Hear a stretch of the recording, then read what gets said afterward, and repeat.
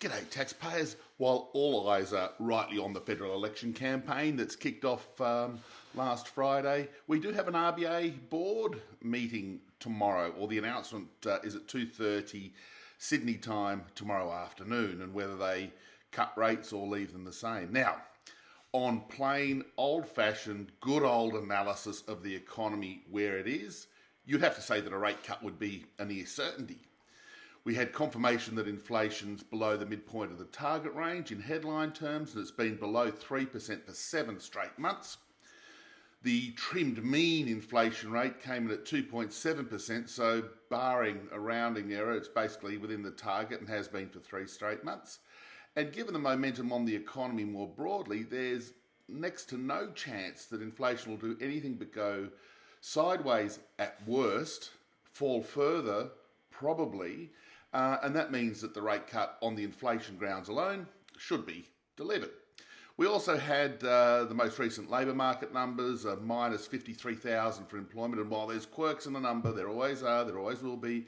It's funny how quirks on the downside are dismissed and quirks of plus 53,000 is often, oh, isn't the labour market strong? So there's unambiguously a slowing occurring in labour market. The job ads series are trending lower. They're 30-odd% in most of them from where they were at the peak. And importantly, particularly for services inflation, you've got confirmation that wages growth is decelerating. And that number came out after the February 18th board meeting. So on wages and inflation, you've got the dynamics there for a rate cut, unambiguously.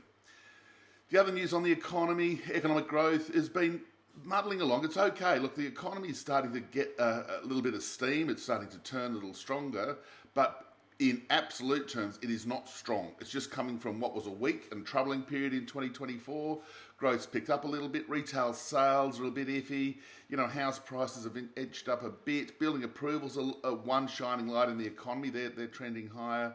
But things like business confidence, consumer sentiment, they're not really that sort of indicator that all is well with the economy. And then when we throw in overseas issues, and they're clearly unambiguously negative for the global economy, negative for China, negative for Australia, then you would cut interest rates and do it tomorrow.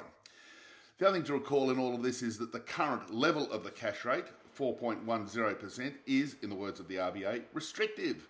So if they don't do anything, then basically it'll be 3 months from the February rate cut, which was only the first in this cycle, to the May board meeting, with rates on hold at a restrictive level when inflation's falling, wages growth is slow, and the economy's only muddling along. So, look, in really simple terms, the case for a rate cut is, in my view, pretty unambiguous. If they don't cut, it'll be a huge surprise to me. So we'll see what they do. 2:30 tomorrow afternoon, Sydney time. But yeah, all the economic data points to rate cuts, and it'd only be some silly economic modelling or silly analysis of services, sticky inflation that prevents them from cutting.